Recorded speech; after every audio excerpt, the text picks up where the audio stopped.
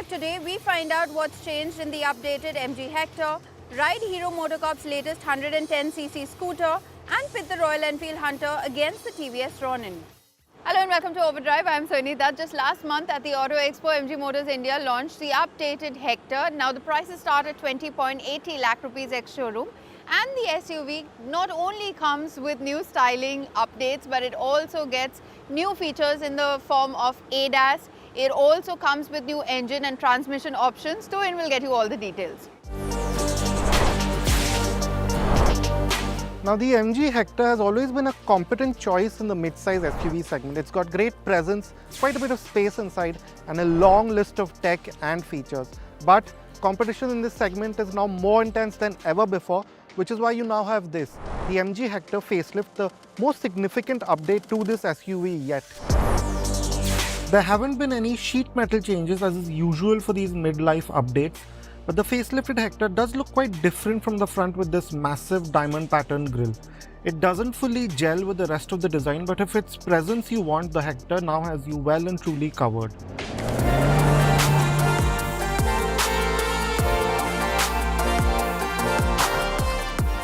Now the MG Hector's engine lineup has now been streamlined, so you still get that multi-jet diesel with its 170 horsepower, but the petrol engine option is only one now, which is what we're driving today, with 143 PS and 250 Newton meter, and that pairs with a 6-speed manual like the diesel, but with the petrol you also get a CVT now, which replaces the DCT that was there earlier. Now coming to the driving experience, MG has thrown a ton of sound deadening to it. So at speeds like this, say below 2000 RPM, what you would usually do in the city, it's whisper quiet. It really is quite refined, the engine at these speeds. The CVT works quite well and really does the job of a CVT really well. So at these speeds, there's barely any of that rubber band effect, the so-called rubber band effect. The larger wheels have added a slightly firm edge to the ride, but it's well cushioned over small undulations. We would have liked to have seen some of the springiness over speed breakers or bigger bumps reduced though.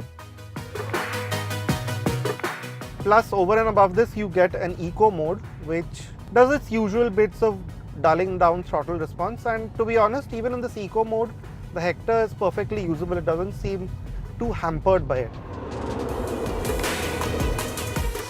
The Hector remains a competent handler for an SUV with well-judged steering heft and well-controlled body movements. It remains quite predictable around bends, and there's good control at highway speeds too. Now quite a bit has changed on the inside of the MG Hector facelift, but what you really notice first is this dash design. It's really quite premium with these soft surfaces and these gloss black and silver finished panels, and it really does give it quite a premium touch. But the big highlight which you can't miss at all is this massive new 14-inch touchscreen. Is the largest that you can find in any mainstream car in India. And it's definitely quite an improvement over the similar portrait screen that the pre-facelift Hector had. For example, the menus, they are far more logical, so it's much easier to access vehicle functions like this. For example, like the sunroof and the ambient lighting and so on. Another great touch is this Android Auto integration. It integrates into the full screen, same with Apple CarPlay. It's also wireless. So it's really quite easy to use. Having said that, some of the drawbacks from earlier haven't been addressed. For example, the climate controls are still accessed through the screen, which isn't all that great on the move. Overall, but this 14-inch screen, it really does add to the whole experience. There's a new 7-inch digital instrument cluster too. It's easier to read than the previous analog dials and displays information logically. Now, a quick word on the automatic indicators that the Hector has. So, it's useful in certain situations, and in certain situations you'll find that it just keeps switching on and off when you don't need it. Say, for example, on a highway such as this or a large road in the city, where you might need to indicate often, it's not exactly working. It does work at intersections and tighter turns, but you also might find that when you're maneuvering the car, it'll keep switching on and off. So, yeah, it's a good idea. And it's the first time that we've seen it, so we'll give MG points for that, but maybe it can be fine-tuned further. Among other feature highlights, there is now ambient lighting, wireless charging, more connected tech features and apps. There's also powered front seats, auto headlamps, tilt telescopic steering adjustment, the 8-speaker Infinity audio system, and the panoramic sunroof. Now the back seat was one of the bigger positives of the Hector, so MG hasn't really messed with this space all that much. It's a wide bench, so 3 adults over here will fit quite easily. There's even a 3-pointed seat belt, so the third passenger isn't compromised in terms of safety. As always, there's a massive amount of knee and leg room. As you can see, you can even put your feet under the front seat, so no problem in that sense. But like before, the under-thigh support could have been better. It's not uncomfortable, but you still sit in a slightly knees-up position, which can get slightly tiring over a long distance. You do get reclining seats, which is always a good help. It reclines to a nice angle. It's not very easy to use, but you do recline to quite a comfortable angle. The higher resolution screen has also improved the 360-degree camera's feed, although the graphics could have been less laggy still.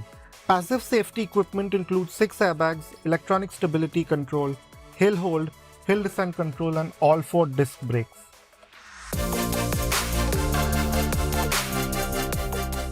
Now, major new addition with the MG Hector facelift is that it now gets level 2 ADAS, same as the Aster. And to be fair, it works in much the same way as in the Aster, so it's a fairly useful system. You can't rely on it completely as with most of these systems, but it does make life easier.